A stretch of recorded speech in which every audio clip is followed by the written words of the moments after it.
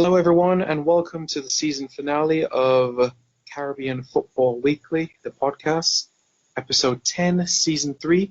I'm Simon Preston, and I'm joined as usual alongside Nathan Carr. Nathan, how are you doing, man? Yeah, I'm very well, thank you, Simon. I'm very well, and looking forward to another episode, and obviously glad to have a very special guest on the show with us this evening. Absolutely. I'm very grateful and honored to have a fellow Jamaican alongside us today, and that is Jason Lawrence, or commonly known as Athlone RB on the Reggae Boys forum. So, Jason, how are you, man? I'm doing good, man. Thank you guys for having me. It's a pleasure. It's really good to have you on. So, just so the listeners are aware, Santoki has to go to work and the next day, so that's why we won't hear from him. It's one of those things of being in 3 different time zones, but he's still a very vital part of this podcast, and we will hear from him in season 4. Before we get into some of the depth into this discussion, Nathan, you want to kick us off with some news? Yes, so since we last recorded, the 6 clubs have been established that will compete in the final round of this year's Caribbean Club Championship. So the final round is slated for May, and it's going to be held at the Atto Boldon Stadium in Couva. And those 6 clubs are Central FC, the back-to-back reigning champions, who have received a bye, Racing from Haiti, Cibao FC from Dominican Republic, Jennings Grenades from Antigua and Barbuda, Portmore United from Jamaica, and San Juan Jablete from Trinidad and Tobago. I've got kind of egg on my face a little bit, I think, along with Santoki, for predicting Puerto Rico FC to advance to the next round. Obviously, Portmore got 9 points, and it was a great effort from them. So those are the 6 clubs that will play in May. Also, Trinidad and Tobago obviously preparing for their crucial Hex qualifier against Panama in Port of Spain tomorrow. So 2 seismic games coming up, Panama tomorrow and then Mexico on Tuesday. Dennis Lawrence, the head coach, has announced his 26-man squad. Kevin Molino has returned. Jovin Jones is back in, and also the former captain Cameron Jones is back in after being left out under Tom St. Feet. So a 26-man squad. And finally, Bermuda played New York Cosmos in a friendly last weekend. They drew 1-1. And Oneko Lowe, the 19-year-old winger from Bermuda, has been invited to train and join the B team for the Cosmos. He's going to play in the upcoming season. They play in the 4th tier of the American League. Maybe Jason will know a little bit more about that. I think it's called the MPSL. And Oneko Lowe, who scored 2 of Bermuda's 3 goals at the CONCACAF Under-20 Championship in February, impressed sufficiently in that friendly, and he's going to join the B team. So wish him all the very best of luck in America. Absolutely. Thanks very much, Nathan. Really appreciate it there. I want to bring in Jason into a bit of news that you spoke about a few minutes ago. Jason, I'm not sure if you're able to watch some of Portmore United's game, but how big is it for a Jamaican club to be in the final round of this sort of tournament? Because as we know, Montego Bay United has not advanced. They got eliminated in the group stage action. Yeah, obviously it's huge. I think getting any international competition at the highest level possible is what we need in the game. So, hopefully, this can advance to, kind of a further round. Just for the sake of, our clubs getting more exposure, I think, which is key to development. So. Yeah, Were you surprised, just following up to that, Simon, were you surprised at all, Jason, that Puerto Rico FC, with the kind of the resources that they have, didn't actually go through? Because I think certainly Santoki and I, anyway, predicted them to go through. Oh yeah, that was interesting. Didn't see that coming, and I think even the media was kind of surprised. I think you didn't see many articles on Portmore until kind of it was realized that they were going through, not Montego Bay United. I think definitely took people aback. Yeah, this is a tournament where for Jamaican clubs, they can establish themselves on a platform and they go on to bigger clubs in, for example, Europe or even MLS in previous years when Portmore United has played in this tournament and gone on to CONCACAF Champions League. Jason Morrison has gone on to play in Norway. You've seen other players at Harbourview where we saw the likes of Jermaine Hugh, Fabian Taylor, Dwayne Miller, Joel Senior, and others, Luton Shelton as well, use this sort of competition as a springboard into life as a professional footballer. So I'm hoping that Portmore United and the other Caribbean clubs can use this to get into clubs in North America, Europe, or other parts of the globe. Nathan, do you see it in a similar light as well? Do you think that the CFU Club Championship should be treated more seriously by clubs in the region? Yes, I do, and I think we mentioned this, if not last week, a couple of weeks ago. I do think it should be taken more seriously, and perhaps Montego Bay United, were a little bit complacent about how they went about their group, because it might not be kind of very clear in the branding, but the Caribbean Club Championship, ultimately, it is part of the whole process of the CONCACAF Champions League, and with that now being reformed, I think there's perhaps even more emphasis on making sure that you put your place in that competition. It is the premier club competition in CONCACAF. So, if I was a Caribbean club, a coach or administrator or a player, I'd certainly be looking at taking it as seriously as possible. Obviously, you have got to weigh it up with your domestic commitments, and I fully understand that. But kind of making sure that you're well prepared and you perform well in the championship is key, because the financial benefits that it can bring playing in the CCL. And the kind of exposure, as Jason touched on a few moments ago, the exposure that can bring can be kind of second to none and priceless, really. It certainly can.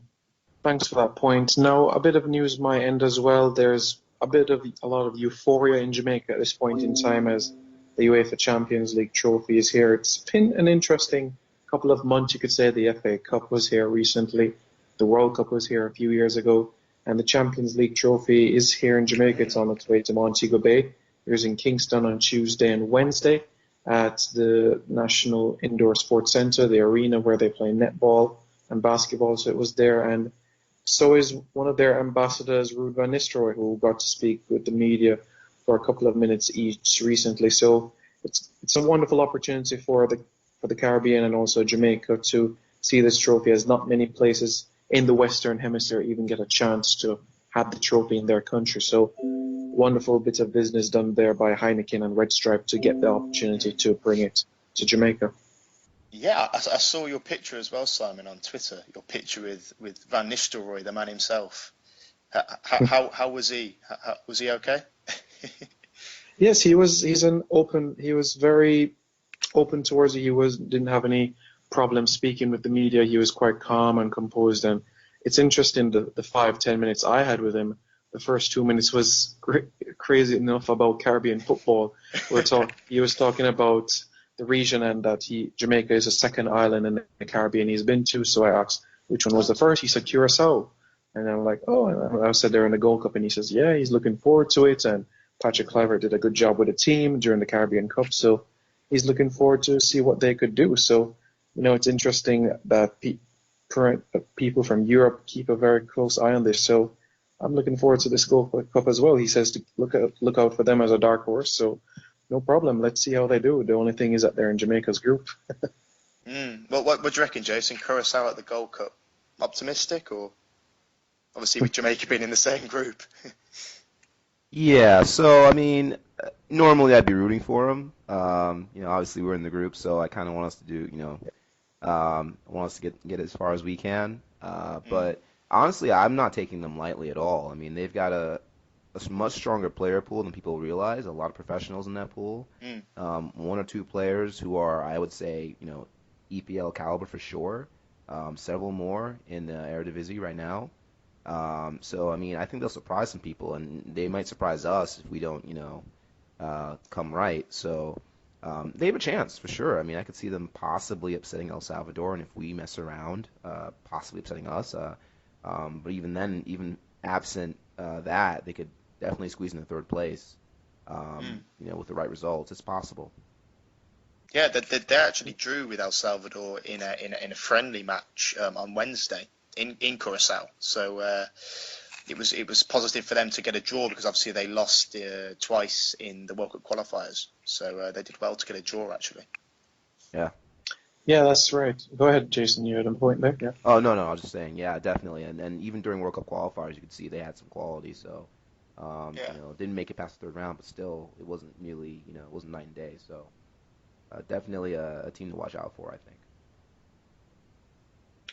Right, and it was Feliciano Shushan that scored for Curacao in the 74th minute on Wednesday, but the El Salvadorians equalized quite late into stoppage time Mm. through Zayala. So, it was very, very close. I think they played quite well, and definitely they should be watched in the Gold Cup alongside Martinique, in my opinion, as two of the dark horses from the region, I would have to say. And interesting enough, Martinique is going to have a friendly against Guyana, so that is something to look forward to next week as we're in international break right now. Yeah, and I think they're also going to be playing Barbados as well this Sunday. So Martinique have been quite astute actually in their preparation, their warm-up friendlies. Barbados on Sunday and then Guyana on Tuesday. Yes, of course, and let's not forget Martinique will be hosting the semi-finals and the third place playoff and the final of the Caribbean Cup. So interesting times for them, and they'll be looking forward to capture their first crown since 1993. All right, well, as it relates to the discussion that we have today, there is a lot, but we can break it down little by little. So, Jason, I want to start with you on this. When it was announced by FIFA about the World Cup being expanded to 48 teams, what was your first initial reaction? Did you think about if the Caribbean was going to be merged with another region? What was going through your mind when you heard that news? All right. Well, first, I was extremely excited about it. Yeah. I was very, I've been very pro expansion for a long time. I think the game needs it, and definitely it's the best thing that could happen to the Caribbean for sure, in my view. Expansion. 48 teams was more than I expected. I thought it was gonna be 40, and then we started hearing about 48, and that is probably even better for the region because more berths for CONCACAF means obviously more berths for the Caribbean in all likelihood. So I was not expecting a combination with CONMEBOL. I know that came up. I did hear people talk about that. I knew it was basically a political impossibility. In my view, the CFU understands that any sort of initiative to that end would basically be, undermining us, CFU, Caribbean football, for the benefit of maybe Venezuela or whatever other team in South America would push for that. And I think really it doesn't even have much traction in South America either.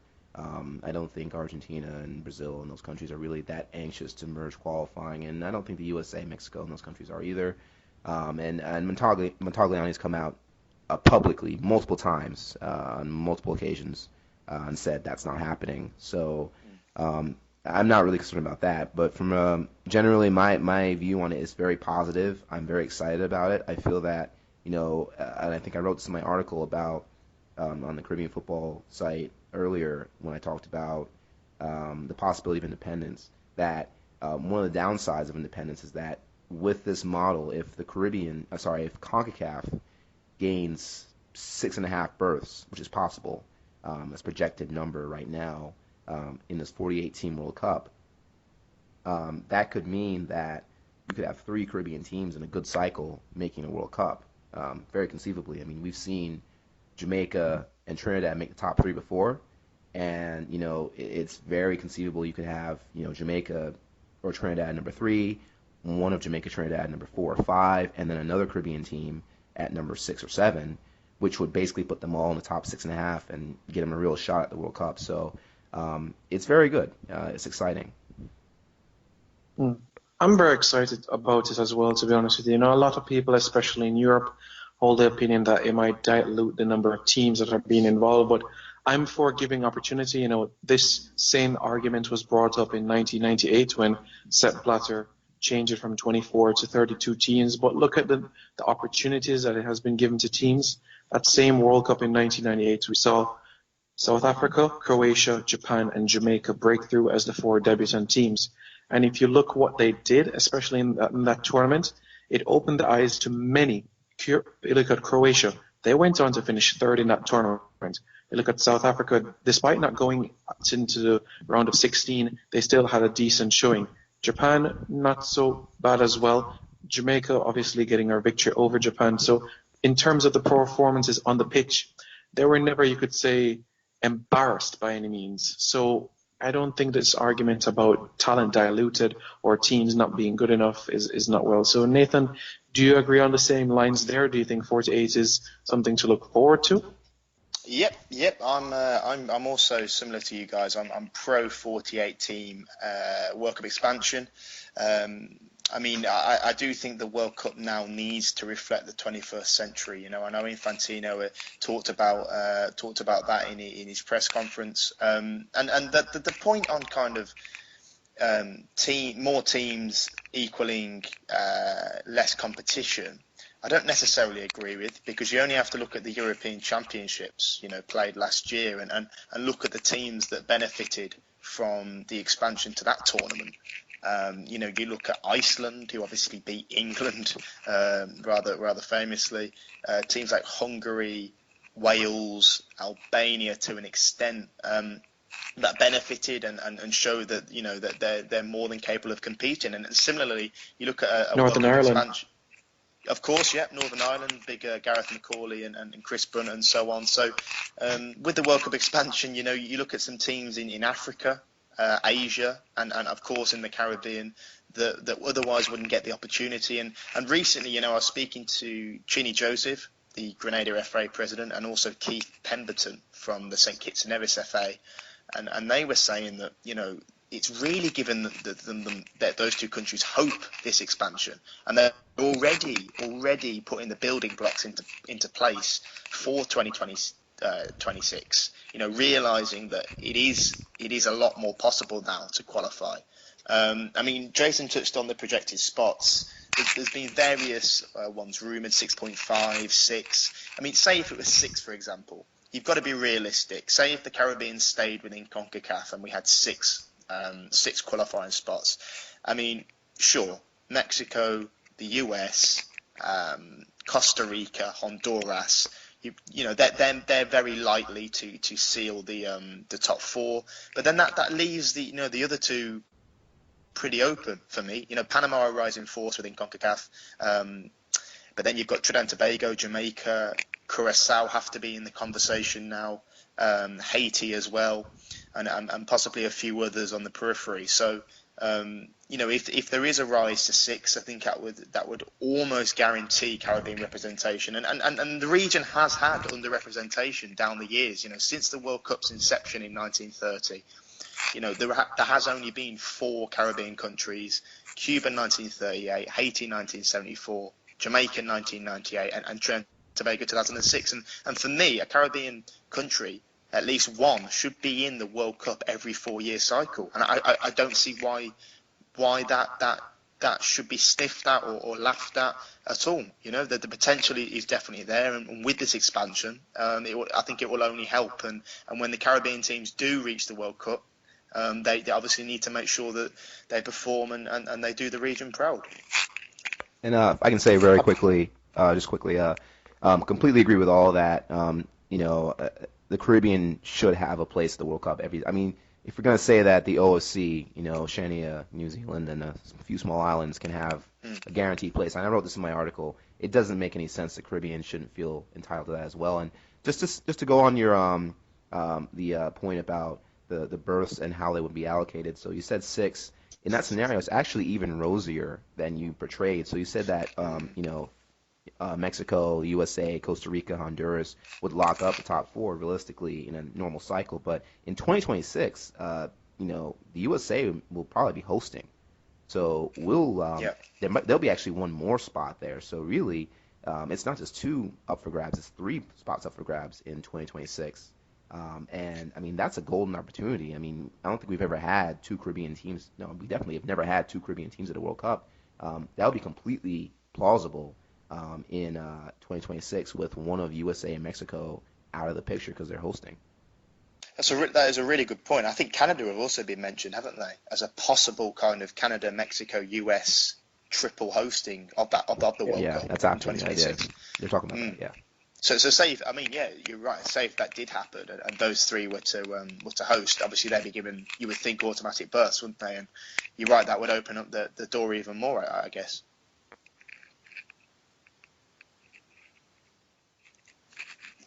certainly would. When you look at the different scenarios that it could open up, then when you allocate the different confederations, then CONCACAF should have a healthy sort of allocation spot. So there are reasons to be excited about. The question is for the next 9 years, what are Caribbean teams going to do? How are they going to lay the foundation and the groundwork? Nathan, you made some brilliant points there about the islands have already done it already. So let's look 9 years ahead. What is exactly going to be done? You look at Jamaica for an example. You would think that the core players coming around to that time, you would think about, for an example, an Omar Holness, an Andre Lewis, Zalano Barnes maybe, Alvis Powell, because they would be 30 or early 30s. When Qatar got the rights to host the 2022 World Cup, they were working with 15-year-olds, and now they're progressing and now doing quite well and gearing up for 2022. So what can Caribbean teams do in the time, you think, Nathan? I think kind of laying down a solid foundation. So, I mean, St. Kitts and Nevis are quite a good example. They seem to be very keen on arranging friendlies for their senior men's team. I mean, they're going to be playing against Armenia and Georgia later this year. And Keith Pemberton, who I mentioned before, he stressed the point that, those friendlies are very much, contributing towards 2026. And really, it's just about having a long-term vision, isn't it? It's about being patient. And I think often, widespread across Caribbean football, there is quite a short-term mentality. We've talked about it on the show before, and it'd be interesting to get Jason's thoughts on this. But this short-term, short-fix mentality, that things like youth development,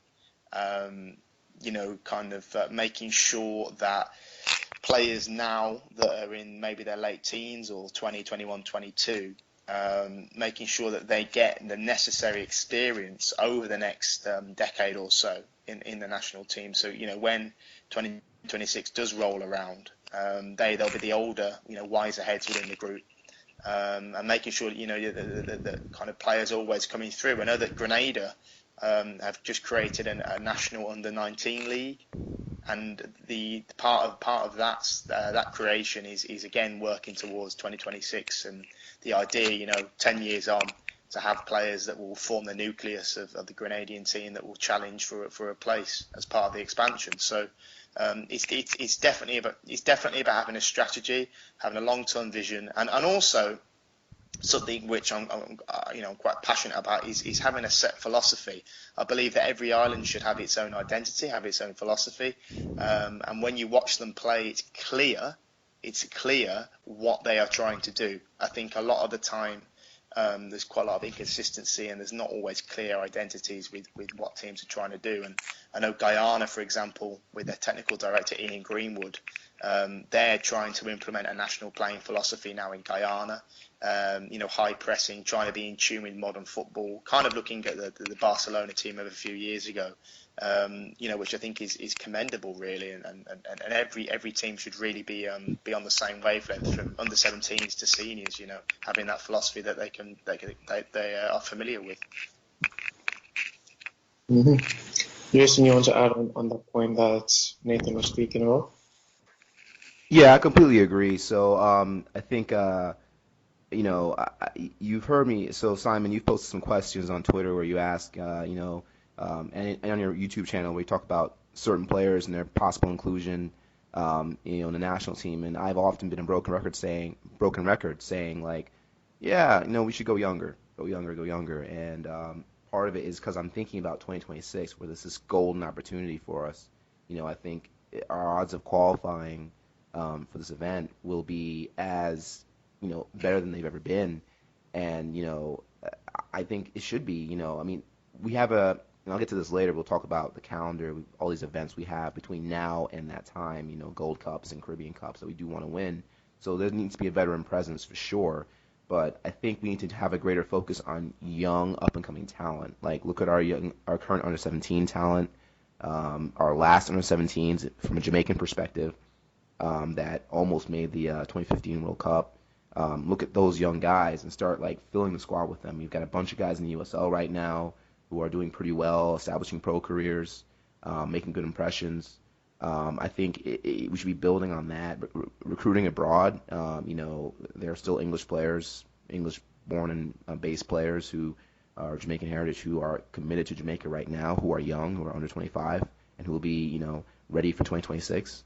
I think we should be looking at them too. A holistic approach where we just build right now with a young core and try and get our act together just in time for that. I think, not to say that we should just ignore 2022, but I think that, if we build right now, we can really take full advantage of this opportunity in 2026, which is a golden one for sure.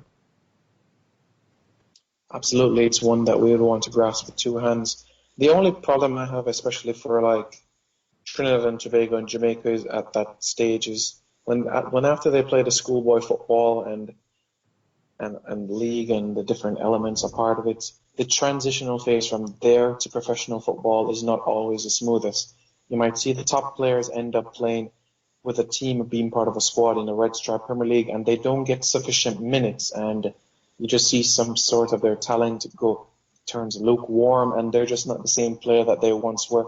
Quite exciting in the schoolboy league. Nathan, is there any solution that we can have to this sort of problem? Because at that stage it is so crucial that not only you get the fundamentals right, but you get to play consistently. Well, yes, I think a possible solution to that would be the construction of a youth kind of development program centre, kind of a residential program where, in theory, take Jamaica for example, all the island's best, most talented players under a certain age would come together and they would be part of this youth development kind of program and they play together from under 17s to under 20s to under 23s and then looking to break into the seniors. I know that in Turks and Caicos, for example, they have the TCIFA National Academy. And I think the idea behind that is quite similar in that they try and group together all of the best of the Turks and Caicos, their best players, their best youngsters, and kind of give them consistent training and try and organise matches for them. And I think they play in the domestic league as well. And the idea is obviously for them to kind of familiarise with each other over the years and kind of better their chances of qualifying for the World Cup, although kind of the results haven't, the Turks and Caicos haven't been able to mount a serious challenge yet. But yeah, a solution to that, you see, I know what you're saying there. The schoolboy season, I think it runs from September to December. It's very, very short, and then obviously you kind of blowing hot and cold in the Red Stripe Premier League, not getting consistent minutes. So maybe having a residential academy. I know in Jamaica they do have a technical centre, don't they, at the University of West Indies? Is it in Monarch? Yeah. But I've been told before that that's not fully capitalised on, and it's not hasn't always been used historically for the purpose that it was kind of created for.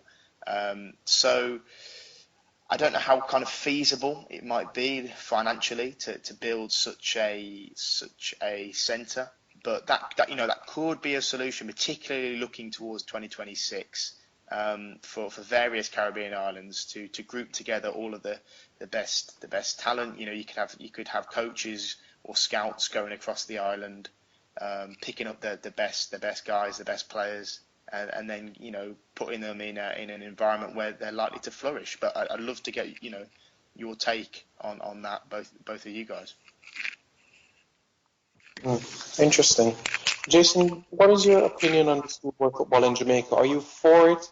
Do you have any issues with it? Do you think the league can be longer? What are your personal thoughts about this schoolboy format that includes the high schools on the island? Okay, yeah. So, I enjoy the games. You guys see my YouTube channel. I do record them, and that's all good and well. But I do think that our approach, which has schoolboy football at the center of everything, and that's basically the be-all, end-all, is a problem.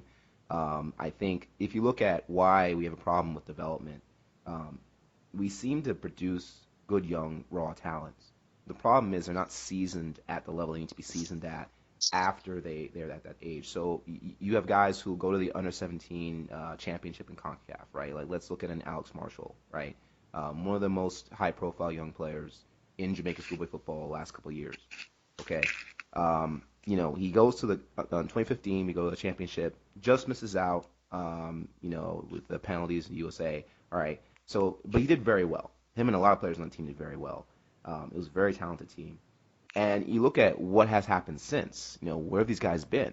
I mean, I don't think I've seen Alex Marshall in a Red Stripe Premier League game, much less an actual professional league or anything. Several of the other players have actually, they finished the tournament, the CONCACAF Championship, and they're right back to schoolboy football. And the thing with schoolboy football is that the level of play it's good for fun and everything, but it's not.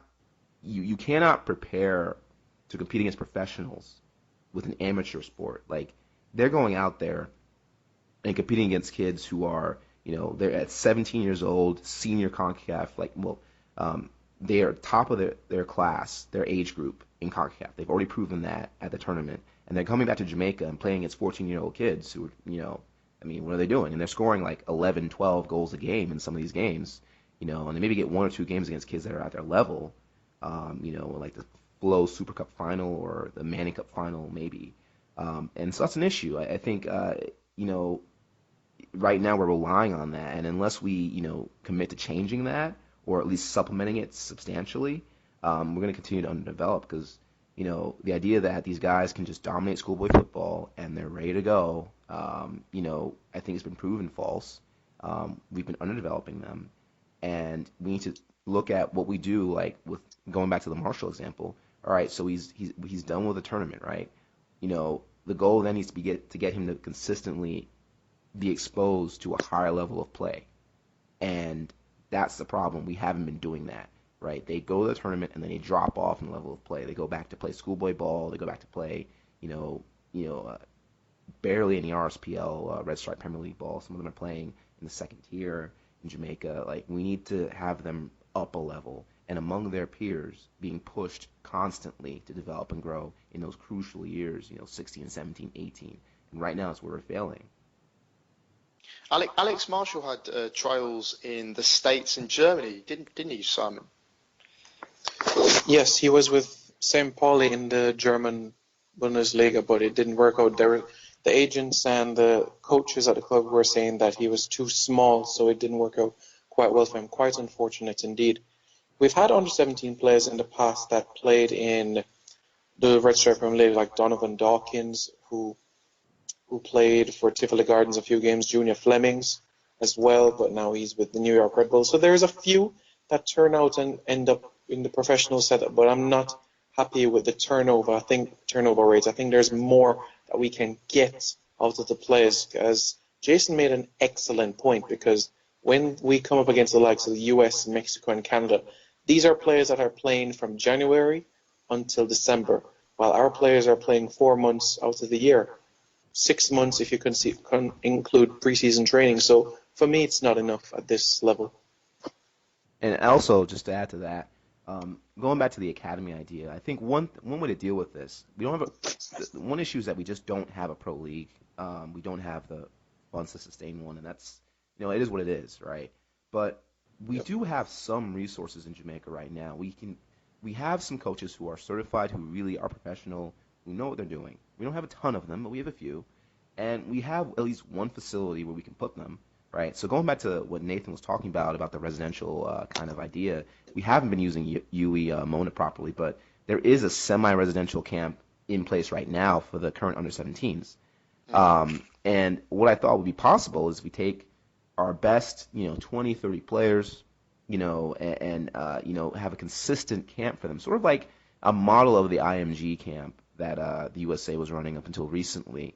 And at least we can ensure then that when those players like Marshall and Deshane Beckford and all these guys come back from the under-17s, rather than just going back to schoolboy football and playing, 4 or 5 months of football a year against players that frankly aren't pushing them, right? They can come back and they'll be in an academy from January straight through till June or July, right?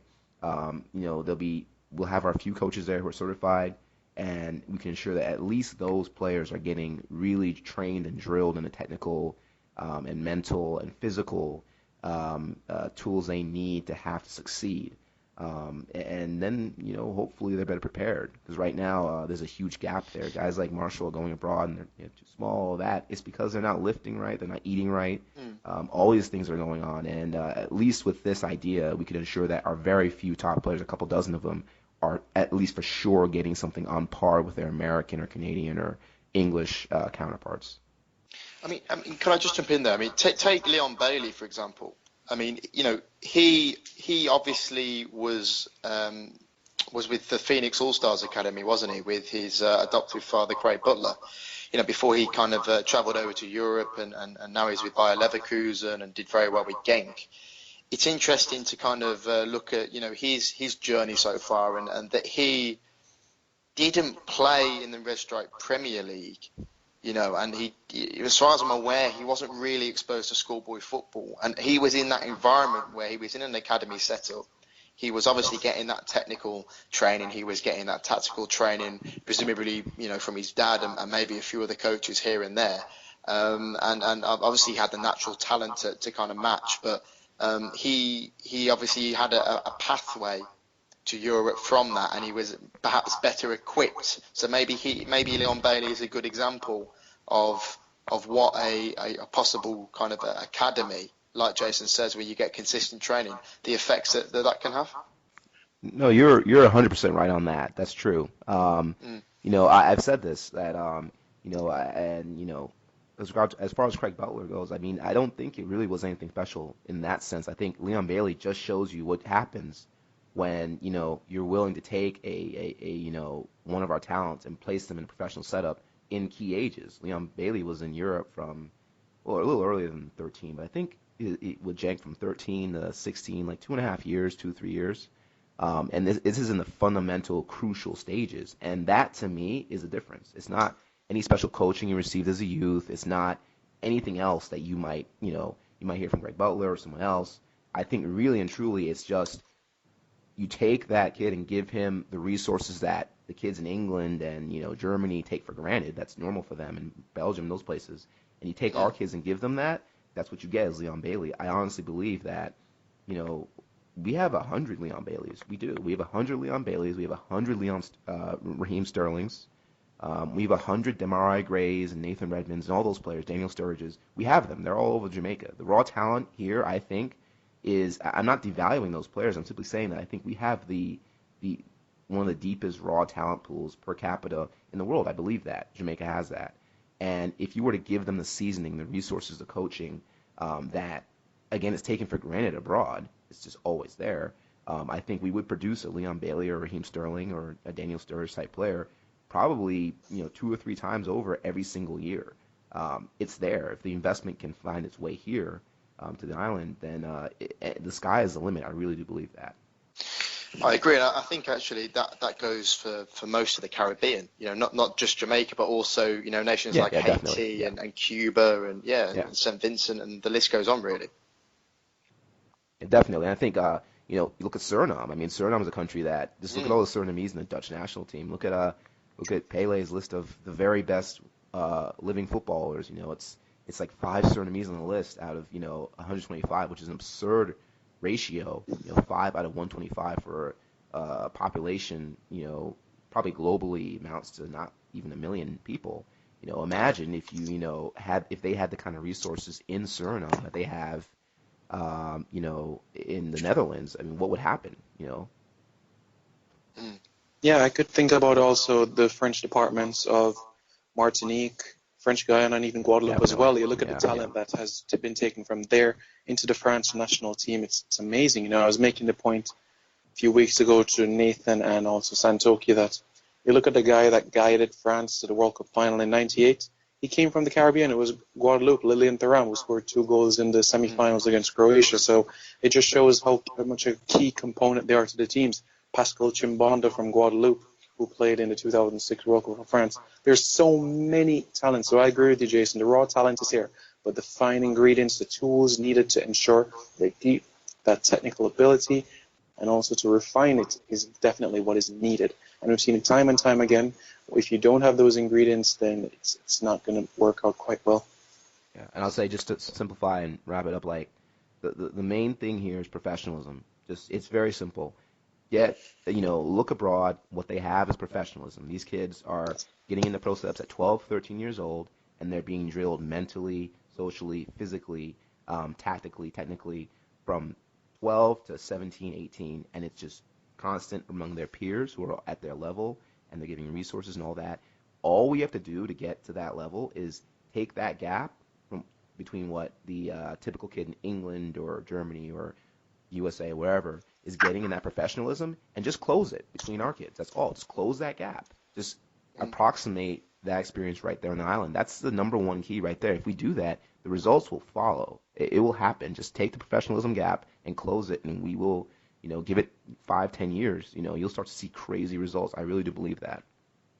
Yeah, we see it perennially, don't we? At the CONCACAF Under-20 and also the Under-17 Championships. We saw it this year. In February, the fact that Panama and Costa Rica and Honduras have players that are on the books of professional clubs, and then you take teams like Jamaica, Trinidad and Tobago, teams like that Haiti that have a few domestic-based players. I think arguably man for man, they are actually more talented. I mean, there was no reason why Haiti shouldn't have made this year's Under-20 World Cup. Haiti, similar to Jamaica, is a country that is packed with raw footballing talent. Lots and lots of football talent in Haiti, and they really should have been making the World Cup. But you're right, Jason. Professionalism is the key word, and we see it all the time at Under-20 and Under-17 level within CONCACAF. We see it all the time. Yeah, it's a good point, Nathan. Across the region, you look at certain examples, and in Haiti's case, you could see the talent, man for man, how they should have qualified, but lapses in concentration here and there, individual decision making.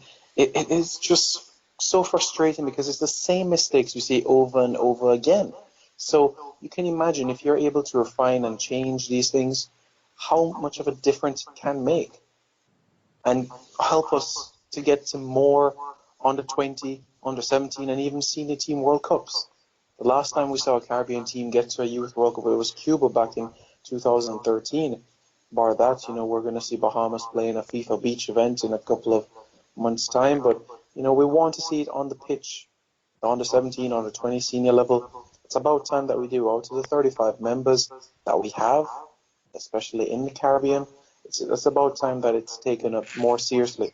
You look at a case, for example, like St. Martin, the steps that they're making, and they haven't played football for a long time, bar the Caribbean Cup last year. So it just shows if everybody can do their part, the results will come in time.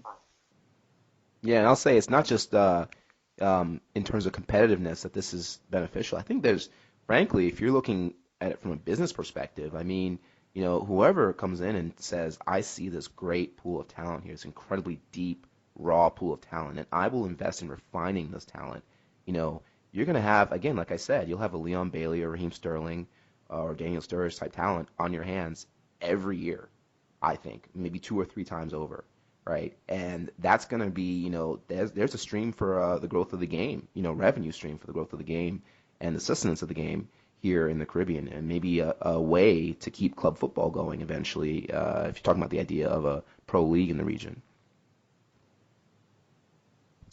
Excellent point there. We've really had an engaging discussion today. Jason, we want to thank you for coming on. We certainly want to have you on again as we discuss different areas about this topic, like, for example, the qualifying setup. How would the groups be if we were to get 6 or 6.5 places? Would you have a group of 10 or 12? It'd be interesting to get your thoughts on that. Nathan, is there anything you'd like to say to the listeners before we head out? No, thank you everyone for listening. You can find us on SoundCloud and also on iTunes. Please do subscribe if you haven't already. Obviously, a big thank you to Jason for taking the time out of his schedule. I know that you just returned from class, haven't you? So thank you very much for kind of giving up your time to speak to us. I think covered some really, really good points, and I would encourage anyone that's listening to kind of get on board and get involved with the debate. Do you agree that the Caribbean should have kind of a youth residential academy? How many spots do you think the Caribbean should have at the World Cup if it was to go solo? These kind of things. do get involved. I mean, personally, you can find me on Twitter at Caribbean Football abbreviated to FTBL, and I'll let you guys plug your own stuff as well. Yeah, Jason, thanks. Oh, go sorry. with Jason, yes. Yeah, thanks so much for having me, guys. Really appreciate it. You can find me at AthloneRB on Twitter, and I have a YouTube channel, AthloneRB. You can find some games there if you want to watch sometime. Mostly Jamaican games, but also other games. And yeah, this is it's a fantastic topic because I think there's potential, and I think if we all just get on board and start really, seeing that potential and really kind of taking it seriously and personally, really taking it personally, make it a personal thing, then we can reach that potential. I think in our lifetimes, we're all relatively young. There's no reason why Jamaica can't be in Uruguay. There's no reason why we can't do a Costa Rica. There's no reason why Haiti can't pull an Uruguay or Costa Rica either. Trinidad, all these countries have that potential to pull a Wales or an Iceland, any of that kind of accomplishment. So we just need to believe in ourselves, basically, and really take it seriously. So. That's right. What you put in, that's what you get out. As we say in Jamaica, it's what you sow is what you reap. So I want to thank you both, Nathan and Jason, for being on. We really appreciate it. And to all the listeners, thank you for tuning in, and stay tuned for our next episode in the future. So take care and have a pleasant evening.